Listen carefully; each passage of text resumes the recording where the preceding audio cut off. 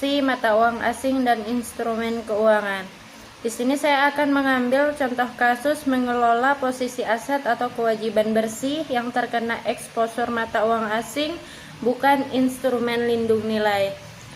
Anggota kami yaitu terdiri dari Asti, Dea Amelia Putri, Lisa Novita, Rafasya Widya, dan saya sendiri Nita Sari. Langsung aja ke materi. Di sini saya akan memberikan beberapa ilustrasi sebagaimana kita bisa lihat sama-sama di PowerPoint berikut. Itu ada beberapa ilustrasi, yaitu pada tanggal 1 Oktober PT Induk membeli barang secara kredit dari Tokyo Industries dengan nilai 2 juta yen. Ilustrasi kedua, transaksi tersebut didominasi dalam yen dan PT Induk menghapus resiko dalam kewajiban mata uang asingnya dengan kontrak pertukaran untuk menerima 2 juta yen dari pedagang pada mata uang asing. Ilustrasi ketiga, jangka waktu kontrak pertukaran mata uang asing sama dengan periode kredit 6 bulan yang diberikan oleh Tokyo Industries. Dan untuk transaksi berikutnya, tanggal akhir tahun PT Induk adalah 31 Desember, sementara utang akan dilunasi pada tanggal 1 April. Nah, di sini juga dijelaskan kurs langsung yang relevan adalah sebagai berikut. Jadi untuk tanggal, di situ ada tanggal 1 Oktober sebagai tanggal transaksi, 31 Desember sebagai tanggal neraca, dan tanggal 1 April sebagai tanggal neraca. Di sini juga tertera kurs tunainya serta kurs masa depannya. Jadi di sini dapat kita lihat sama-sama. Ini ada garis waktu untuk transaksi tersebut. Ada dua, yaitu tanggal 1 Oktober dan tanggal 1 April. Dapat sama-sama dibaca ya. Setelah itu langsung aja kita masuk ke ayat jurnal untuk mencatat kejadian-kejadian dari ilustrasi tersebut. Ya, jurnal pertama pada tanggal 1 Oktober, persediaan pada utang usaha sebesar 160 juta, di mana didapat dari 2 juta dikali 80 kurs tunai pada tanggal 1 Oktober. Dapatlah hasilnya 160 juta. Untuk jurnal ke-6, piutang masa uang asing dari broker pada utang rupiah ke broker sebesar 170 juta. Dan didapat dari 2 juta kali 85 kurs. Dapatlah hasilnya 170 juta. Dan untuk selanjutnya ayat jurnal penyesuaian yang disesuaikan pada tanggal 31, yaitu piutang mata uang asing dari broker untuk pada keuntungan transaksi mata uang asing sebesar 4 juta rupiah. Jadi menyesuaikan piutang yang didominasi dalam yen menjadi nilai setara rupiah kini dengan menggunakan kurs forward dengan cara 174 juta dikurang dengan 170 juta, di mana masing-masing didapat dari pengalian 2 juta dikali 87 dan 2 juta dikali 85. Dapat sama-sama kita lihat ya. Untuk pengaliannya terdapat di PowerPoint di samping.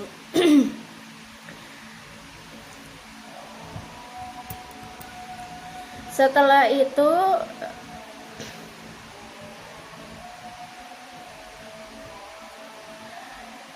terdapat menyesuaikan utang yang didominasi dalam yen menjadi nilai setara rupiah kini dengan menggunakan kurs spot. Sama juga cara mencarinya dengan yang tadi, yaitu 180 dikurang 160 juta, dapatlah hasilnya 20 juta. Untuk caranya dapat kita lihat, yaitu 2 juta dikali 90 kurs tunai sama dengan hasilnya 180 juta. Di bawahnya juga gitu, 160 juta sama dengan 2 juta kali 80 kurs tunai pada tanggal 1 Oktober, atau cara simpelnya yaitu 2 juta dikali pengurangan dari kurs 90 dikurang 80, dapatlah hasilnya 20 juta.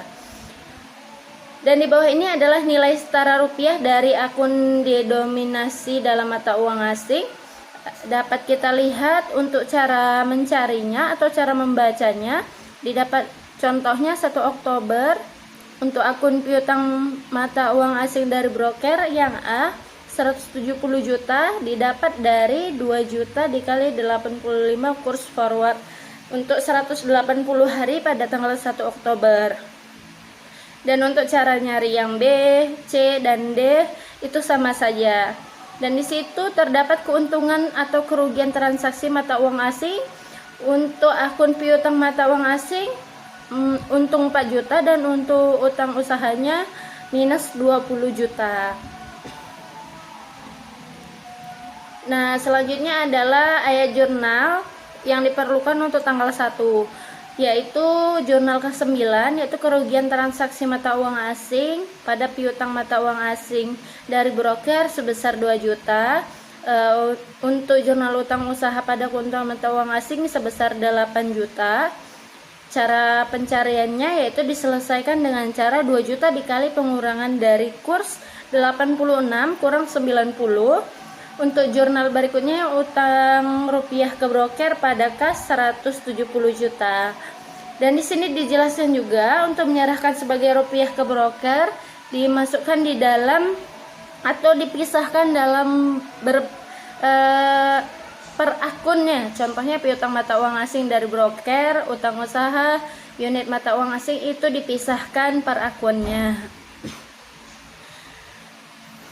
Selanjutnya nilai setara rupiah dari akun didominasi mata uang asing itu hampir sama dengan yang tadi. Cara mencari nilai setara rupiahnya yaitu 174 juta atau yang A didapat dari 2 juta kali 87 kurs forward 90 hari pada tanggal 31 Oktober. Jadi untuk cara mencari yang B, C, dan D itu sama saja. Selanjutnya yaitu ada 2 jurnal lagi, yaitu kas mata uang asing pada piutang mata uang asing dari broker sebesar 172 juta didapat dari pengalian dari 2 juta kali 86 kurs masa depan. Dan untuk yang berikutnya utang usaha pada unit mata uang asing sebesar 172 juta didapat dari sama cara mencarinya yaitu 2 juta dikali 86.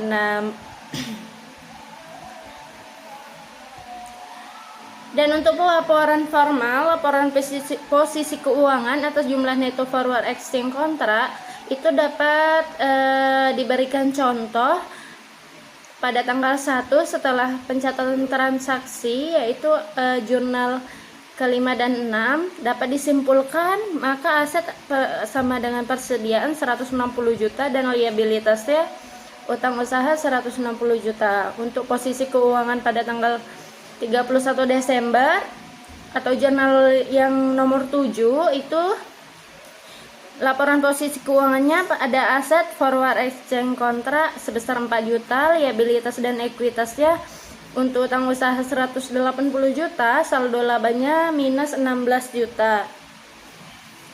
Dan untuk laporan posisi keuangan yang terakhir yaitu pada tanggal 1 April pada aset forward exchange kontraknya sebesar 2 juta dan untuk liabilitas dan ekuitasnya utang usaha sebesar 172 juta dan saldo labanya 10 juta rupiah untuk jumlah premi.